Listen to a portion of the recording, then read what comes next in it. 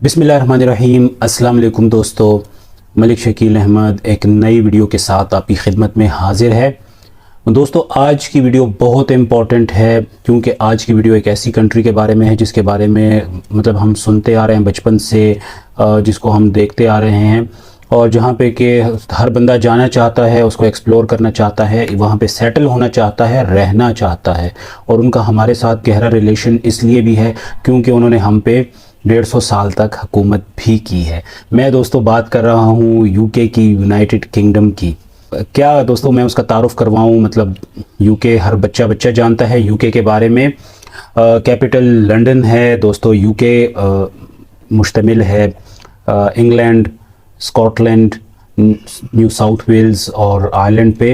ये तमाम को मिला के यूके बनता है। तो अगर आपके पास यूके का विज़िट वीज़ा, कोई सा भी वीज़ा है, तो आप इन तमाम रीजन्स में, तमाम जगहों पे आप जाके ट्रैवल कर सकते हो। तो दोस्तों यूके का आज हम डिस्कस करेंगे। वैसे तो काफ़ी सारे वीज़ाज़ हैं यूके के, लेकिन स्पेसिफिकली जो मैं आज डिस्कस करना चाह रहा हूँ वो यूके का विज़िट वीज़ा, टूरिस्ट वीज़ा है कि आप बगैर एजेंट की हेल्प लिए, किसी भी ट्रैवल एजेंट, किसी भी कंसल्टेंट की हेल्प लिए आप ख़ुद से कैसे आसानी से अप्लाई कर सकते हैं यूके का वीज़ा।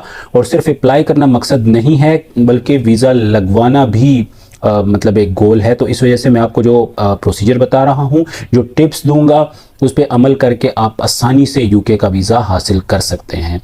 तो दोस्तों आइए वीडियो शुरू करते हैं। दोस्तों यूके का टूरिस्ट वीज़ा किन लोगों को चाहिए? सबसे पहले तो अगर आप टूरिज्म पर्पस के लिए जा रहे हैं तो आपको टूरिस्ट वीज़ा चाहिए, यूके का विजिट वीज़ा। इसके अलावा अगर आप मेडिकल किसी इशू के लिए, कोई ट्रीटमेंट वगैरह के लिए जा रहे हैं इलाज की गर्ज से, तो तब भी आपको यूके का टूरिस्ट वीज़ा चाहिए होगा। इसके अलावा दोस्तों अगर आप फैमिली से मिलने जा रहे हैं, वहाँ पे आपकी फैमिली मेंबर्स रहते हैं, तो तब भी आपको यही वीज़ा चाहिए होगा। और अगर आप अपनी किसी बिजनेस मीटिंग के सिलसिले में जा रहे हैं तो तब भी आपको यूके का टूरिस्ट वीज़ा यानी यूके का विजिट वीज़ा चाहिए होगा। ये होता कितने अरसे का है? सबसे पहले यूके आपको ग्रांट करता है पहली दफ़ा पे 6 मंथ्स का मल्टीपल एंट्री वीज़ा।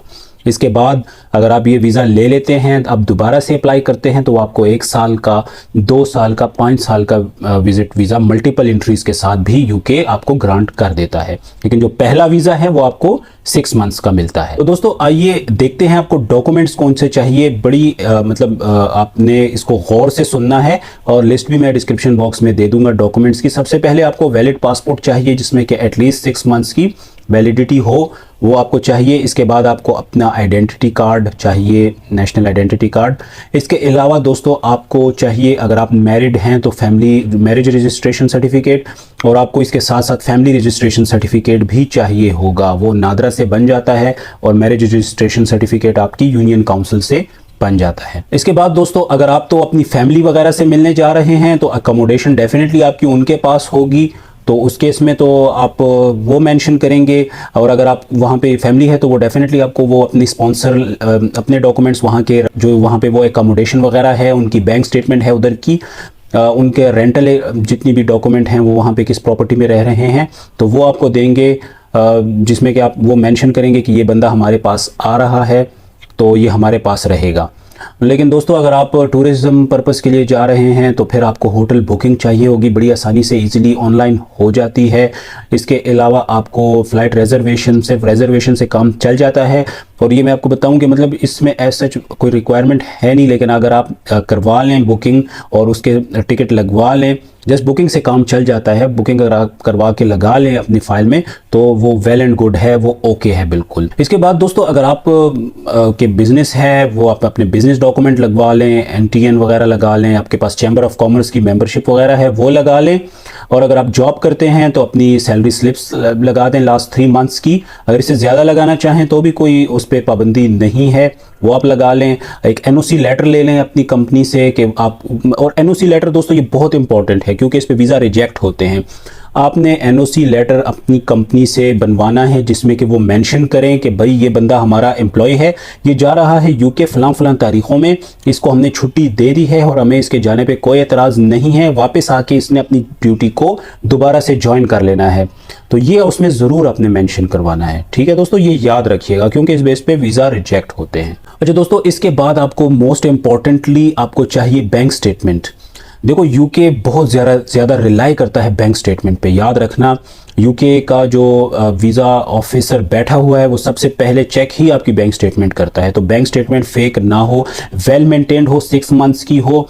जब भी आप यूके का वीज़ा अप्लाई करने का इरादा रखते हो तो आप बैंक स्टेटमेंट पे काम करो, उसमें अच्छे से ट्रांजैक्शंस करो, उसमें कोई अनइवन ट्रांजैक्शन नहीं होनी चाहिए। अचानक सरप्राइजिंगली बड़ा अमाउंट इन या आउट दोनों तरीके से नहीं होना चाहिए। और इसमें एक आपको मैं और टिप बता दूं कि आपने फॉर्म फिलिंग में जो आपने बताया है कि मेरा तकरीबन ख़र्चा मेरा वो इतना है घर का और जितनी मेरी ज़रूरियात हैं, तो आपकी बैंक जो पर्सनल स्टेटमेंट है, बैंक अकाउंट है, उसमें से राउंड अबाउट उतने ही पैसे निकलने चाहिए पर मंथ। तो ये ज़रा आप लोग जहन में रख लो, ये पॉइंट आपको कोई नहीं बताएगा, ये मैं आपको सीक्रेट बता रहा हूँ, ये कंसल्टेंट आपको ये गुर की बातें नहीं बताते। तो इसके अलावा आपको चाहिए एक अच्छा सा कवरिंग लेटर, वो आप बना लो। कवरिंग लेटर में आप यही पूरी अपनी एक सीवी टाइप होता है जिसमें आप अपने बारे में बताओ, आप करते क्या हो, क्यों जाना चाहते हो यूके, वहाँ पे जाके आप क्या करोगे। तो इस तरीके की आपने उसमें सारी इंफॉर्मेशन देनी है। इसके बाद आप एक ट्रैवल प्लान लगा लो उसमें कि आप जाना चाह रहे हो। जब भी आप यूके अप्लाई करो तो याद रखो 10 दिनों से ज़्यादा का आपने फ़र्स्ट टाइम पे नहीं करना है अप्लाई। अगर तो आप फैमिली से मिलने जा रहे हो तब आप ज़्यादा दिन भी उसमें मेंशन कर सकते हो, या मेडिकल ट्रीटमेंट के लिए जाना चाह रहे हो तब उसमें ज़्यादा दिन भी आप मेंशन कर सकते हो। लेकिन अगर आप एज ए टूरिस्ट जा रहे हो तब 10 डेज़ आर इनफ, ठीक है जी। 8 दिन 10 दिन इससे ज़्यादा नहीं करना। तो आप बना लो, एक डे 1 पे आपने ये देखना है, डे 2 पे आपने लंदन में आपने ये जगह देखनी है, डे 3 पे आपने फिर देखना है जनाब मैनचेस्टर चले जाना है, बर्मिंघम चले जाना है। फिर आपने इस तरीके से उसमें आप मेंशन कर लो एक ट्रैवल प्लान में, ठीक है दोस्तों। इसके बाद आपको जो अगला डॉक्यूमेंट है वो आप यार उसमें अपनी प्रॉपर्टी के डॉक्यूमेंट लगा लो।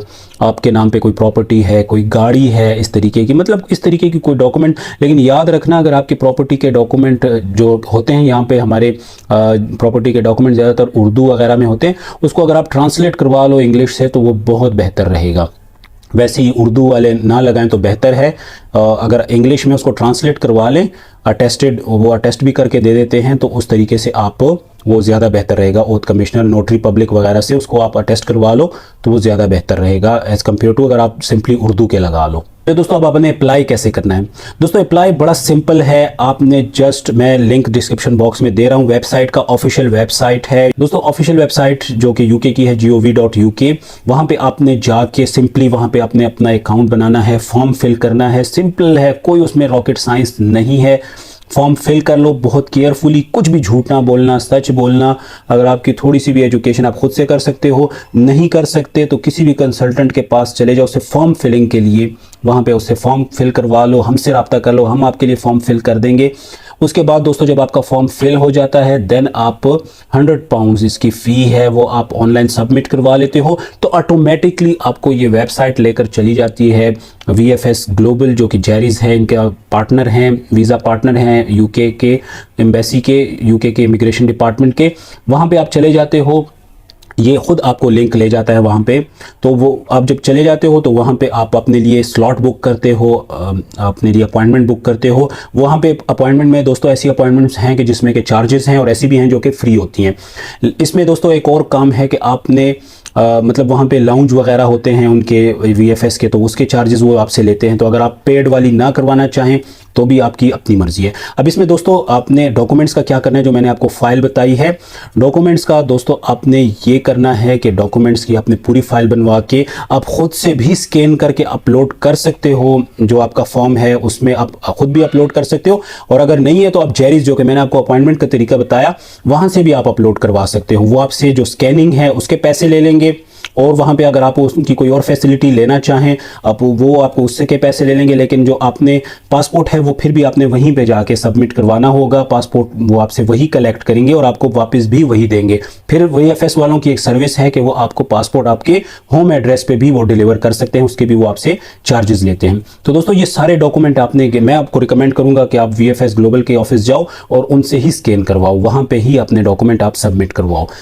यूके वाले आपकी ओरिजिनल डॉक्यूमेंट्स सिवाय पासपोर्ट के आपके कोई भी आपसे डॉक्यूमेंट वो नहीं रखवाएंगे। वहाँ पे VFS ग्लोबल का जो अमला है वो आपके पास, वो आप उनके पास जाओगे, वो आपके डॉक्यूमेंट स्कैन करेंगे, तमाम डॉक्यूमेंट वो आपके बिल्कुल मनोवन आपको वापस कर देंगे। वहीं पे वो आपको बायोमेट्रिक आपसे लगवाएंगे, वहीं पे वो आपकी पिक्चर्स भी लेंगे VFS ग्लोबल वाले। तो ये आप याद रखना कि आपने ये सारे काम उधर जाके करने हैं। अगर आप स्कैनिंग भी उनसे करवा लें डॉक्यूमेंट की तो बहुत बेहतर है, वो खुद आपको अपलोड करके दे देंगे। उसकी वो फ़ी लेते हैं, मेरे ख्याल में 7-8 हज़ार रुपये हैं पाकिस्तानी। तो दोस्तों वो आपसे फ़ी लेंगे स्कैनिंग के, आप वहाँ पे जाओ, वो आपको डॉक्यूमेंट उसी वक्त स्कैन, उनके पास लेटेस्ट किस्म के स्कैनर होते हैं, वो आपको स्कैन करके उसी वक्त आपकी फ़ाइल में वो लगा देंगे। जो आपका फॉर्म है आपने फिल किया हुआ है वो बिल्कुल उनके पास वो ऑनलाइन आ जाता है। उसके साथ साथ वो आपका बायोमेट्रिक भी कर देते हैं, उसके साथ वो आपकी पिक्चर भी वहीं पर ले लेते हैं। वो अथोराइज्ड हैं ये सारा प्रोसेस करने के। देन वो आपको आपका पासपोर्ट आपसे कलेक्ट कर लेते हैं और आपको एक रिसीट दे देते हैं कि आपने ये वो रिसीट अपने पास रखनी है। उसके बाद जब आपको ईमेल आ जाती है अपनी रिज़ल्ट की, अपने स्टेटस की, क्योंकि यूके में एक और कमाल है दोस्तों, यूके एम्बेसी इमिग्रेशन डिपार्टमेंट में, कि ये आपको ईमेल करके बताते हैं कि आपका वीज़ा लग गया है या आपका वीज़ा नहीं लगा। और आपको कोई भी एम्बेसी वजह नहीं बताएगी वीज़ा रिजेक्शन की, लेकिन यूके आपको इमिग्रेशन डिपार्टमेंट की तरफ से एक डिटेल्ड ईमेल आएगी जिसमें कि उन्होंने आपको रीज़न्स भी बताई होंगी कि फ़लाँ फ़लाँ फ़लाँ रीज़न की वजह से हमने आपका वीज़ा रिजेक्ट किया है। तो इस वजह से वो अब नेक्स्ट टाइम अगर खुदा ना खास्ता किसी का वीज़ा रिजेक्ट होता है तो वो नेक्स्ट टाइम उस पर काम करके दोबारा से अप्लाई कर सकता है और सक्सेसफुली वीज़ा हासिल कर सकता है। तो दोस्तों ये एक प्रोसेस था। टाइम कितना लगता है, क्योंकि रश है, तो आप 1.5 से 2 महीने, इवन 3 महीने आप जहन में रखो। जब भी आप प्लान करो यूके का ट्रैवल, तो उससे आप एटलीस्ट 3 महीने पहले आप एम्बेसी में उसमें VFS ग्लोबल में अपनी अपॉइंटमेंट बुक करवाओ और अप्लाई कर दो वीज़ा। तो दोस्तों ये एक डिटेल प्रोसेस मैंने आपको बताया।